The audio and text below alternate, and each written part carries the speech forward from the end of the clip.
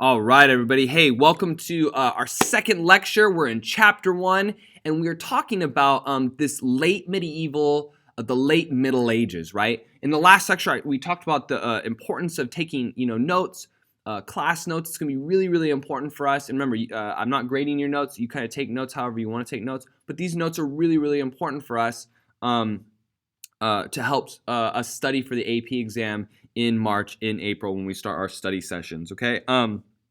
Also, really important, ladies and gentlemen, don't focus on writing every single thing down. The big ideas, main ideas, okay? So when we last, we're talking about the Black Death, we talked about this cataclysmic event, ladies and gentlemen, that is really going to disrupt Europe on an economic, a political, a social level, a cultural level, and a religious level. So many different levels, all right?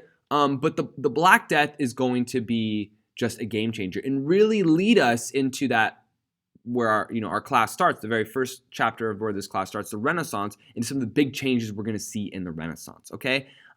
We talked about the cause, right? It was from the trade routes. We saw that the Black Death, it originated in Asia and came to Europe via the trade routes, especially in the Mediterranean Sea. And we saw yesterday on that map how quickly it spread into Europe. It spread super, super quick, and it's going to decimate Europe.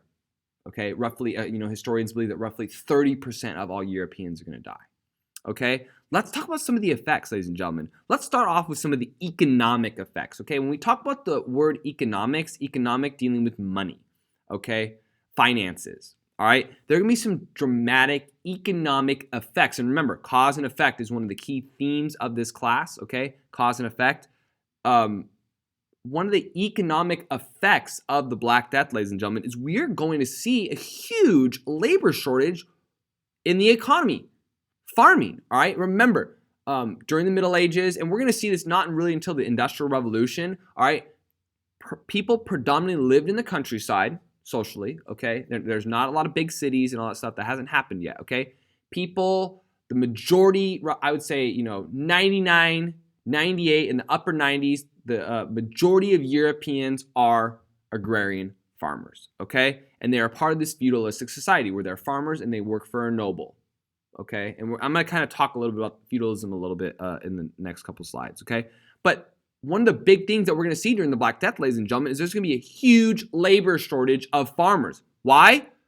Well, the farmers are dying from the Black Death. It's killing them, okay? Huge labor shortage. Now, this is really important, ladies and gentlemen, because of this shortage, we're going to see farmers be able to demand, these peasants, demand higher wages from their nobles. Why is that? Supply and demand, ladies and gentlemen. There's less farmers, okay? That means that labor is a little bit harder to get, okay? So, for example, right, say in the world, ladies and gentlemen, that all of a sudden there was a huge shortage of gasoline. What would happen to the price of gasoline? Well, the price of it would go up. We're going to see the same thing right here with the labor, okay? The peasants. There's not as many peasants, and the peasants going to be like, where are you going to get work, noble? There's only me, Ted, and, Fred. It's just us three. We're all that's left, and we're going to have to do the work of 10 people. You're going to have to pay up, all right? Instead of paying us $1 a day, we want $5 a day, okay? That's kind of what's going to happen. So the nobles are going to have to pay for more labor. Also, ladies and gentlemen, we're going to see falling agricultural and falling luxury prices. Well, we're going to see less people buying stuff, so prices are going to go down, okay? Nobles aren't going to be making as much money when it comes to selling all their farm goods because there's not as many people to buy stuff because they're dying. And the same thing with luxury goods, okay? Luxury good prices are going to go down. It's not as much people buying stuff. Nobles are dying. People all around are dying of every single socioeconomic class. So this is really going to hit the nobles on two levels. One, they're having to pay their peasants more. Two, they are losing money because the price of the stuff that they own, that they're selling, is going down. So they're not making as much money on their farming goods, and they have to pay more money. This is huge, ladies and gentlemen, because we are seeing the nobles lose power. And we're going to get to that effect in a little bit, okay? Now, the nobles are going to fight back. They're going to try to freeze wages and go, we don't want to pay our peasants, okay? And they're going to try to also force peasants to stay on the land. peasants, are going to just start leaving. Peasants are going to be like, dude, our noble's dead. This person's dead. The knights are dead. People are dead. Let's go, man. Let's go somewhere else. This is crazy. All right. And that's not good for the nobles because that means they lose all their labor and that means they lose all their money because they can't sell anything because they don't have farmers to make or help cultivate their crops. Okay. So we're going to see some peasant revolts. We're going to see, the nobles try to keep the status quo. Our most famous peasant revolt that I want you all to remember, is the Jacquerie. That went down in France. Now, this is going to be really important for us. I'm going to kind of set precedent for something we're going to see a little bit later. So I want you all to get out your highlighter, get out your notes, and make note of this, okay? We are seeing the peasants gain a little bit of power and the nobles really losing power.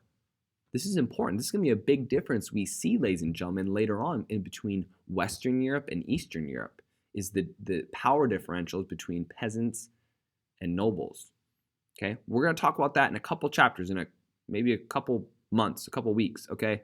But that's important. Let's keep that in our mind, okay? Artisans are going to be doing well because there's going to be lower prices for luxury goods. That's going to lead to an increase in demand. So they'll still be able to have some business going on.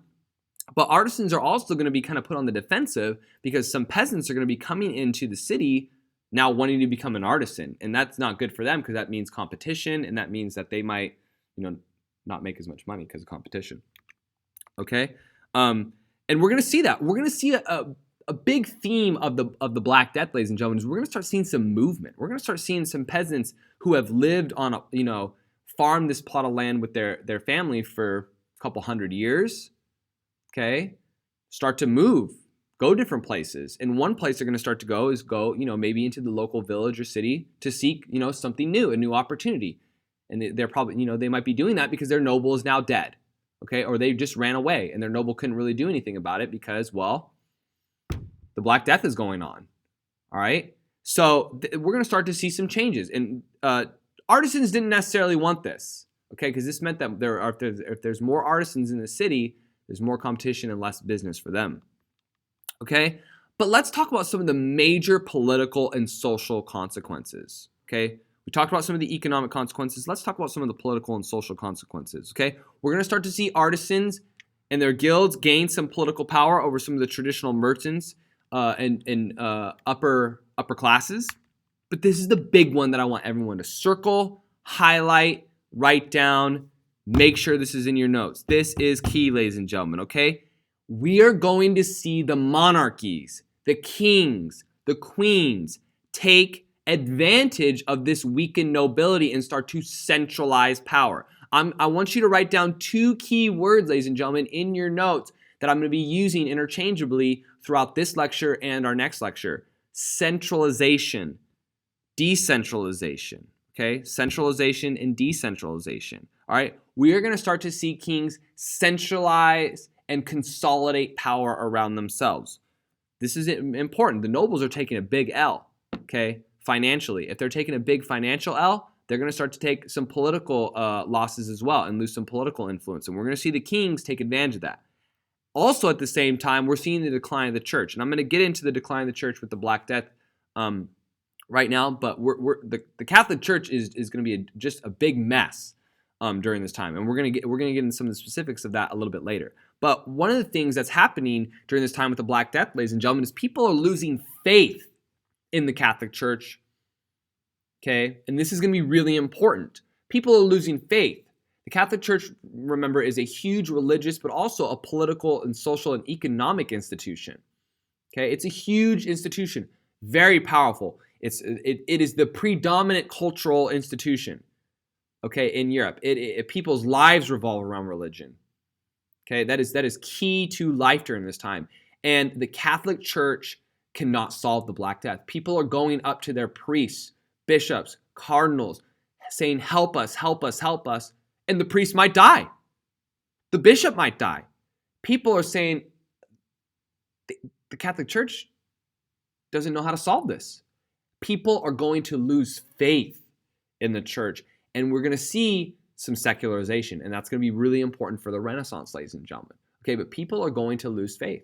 All right, and part of the problem is the Catholic Church is not able to solve the Black Death and help people, and we know why, right? It's because there is a lack of medical understanding of what's going on, medicinal and scientific understanding. We'll see later on, and this is going to be a big theme in this class, ladies and gentlemen, is this idea of religion versus science. Okay, we are going to see, ladies and gentlemen, that struggle. Okay, we'll talk a little bit about Galileo, we'll talk about Darwin in this class, but we are seeing right here a huge pandemic in the Catholic, and people are going to start losing faith in the church, and that's simply because the Catholic Church is not going to be able to help the people. Okay, and people were dependent upon the Catholic Church to help them. Okay, they relied on the Catholic Church. Okay, really important for us, and we are going to see the kings in this vacuum of power. The nobles losing power, the church is going to be losing power. Kings are going to take that power. That's important for us to understand. Okay? Also, ladies and gentlemen, key. Highlight this. Make sure this is in your notes. Circle it, star it. All right? Feudalism is going to start to decline. We are going to see this social, economic, political fabric, this decentralized style of government, which I'm going to get into in a little bit, start to break down and decline. Okay? Now, it's not like, feudalism, just at the Black Death, feudalism's over. No, it's a very slow decline for feudalism. We're going to see actually feudalism exist in France up until the French Revolution of 1789. Okay, but this is a very slow decline, and we're starting to see this society break down, and we're going to see, we will see more of those effects in the Renaissance in chapter 2 and in the Reformation chapter 3. Okay, all right. Here's some artwork it's a primary source, I believe, from the Black Death, and you can see just the mass death. Look at these are all coffins. People are carrying coffins. Okay, just a tremendous loss of life, and entire segments of the population are being wiped out. People are dying. Entire families are being wiped out. Okay, just a huge cataclysmic event in Europe that is going to change it forever. Okay? And obviously a big theme in art, and art is a huge part of this class. I cannot wait to show you all art in the next chapter of the Renaissance art. Oh man, it's incredible.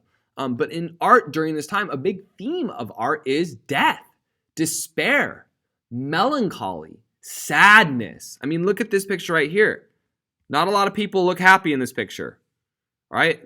That's a big theme of the art during this time, the despair, the sadness, death. Okay? A really, and we're going to see that art is going to be a reflection of society at this time, and we're going to look at that as we go through this class. Okay? Let's talk about feudalism a little bit. It's really important for us. We are going to see this type of framework, social, political, and economic framework, really start to go away with the Black Death, okay? And the Black Death is going to help facilitate, end, put into motion the end of feudalism, okay? Now, this was a decentralized style of kind of society, okay?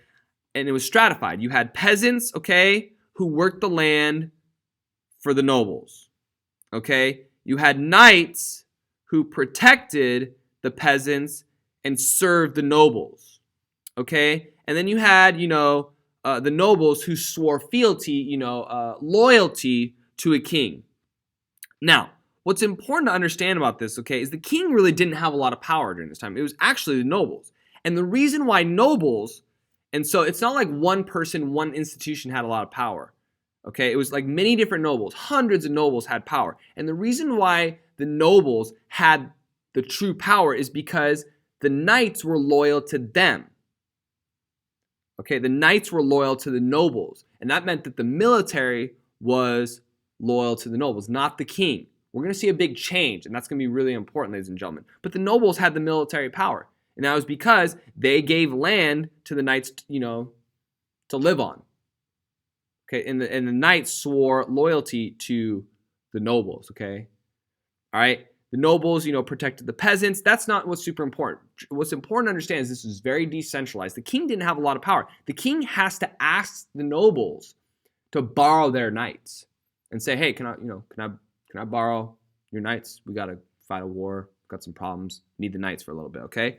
And it was kind of this agreement that the nobles were like, yes, these knights can leave my land and they may work for you now, okay?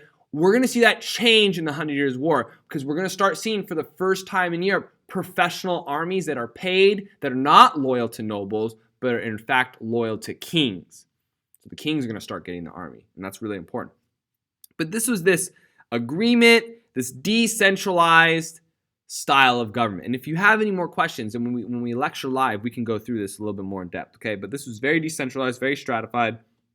And the important part about this, ladies and gentlemen, is the king didn't have a lot of power, okay? It was the nobles that had I would say, the majority of power, okay? It was spread out amongst many different people, not one institution or one person. This would be completely different later on when we start seeing these really powerful monarchies of where everybody's loyal to them and they have all the power. The power is consolidated around one institution or one person, okay? All right, let's stop there for today, ladies and gentlemen. Thank you so much.